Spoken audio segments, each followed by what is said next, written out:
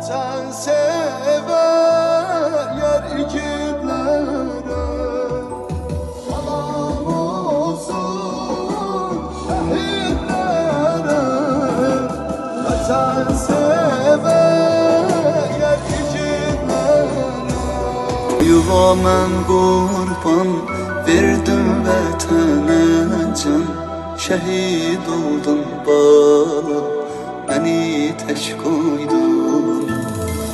Necə mən dünyada qalam sənsiz bala, düşdüm haldan hala, beni tək qoydun.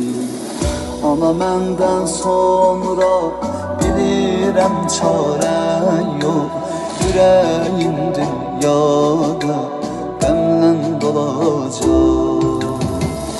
Məni məhv olsun, kökləri kəsilsin, Qarabağ bizi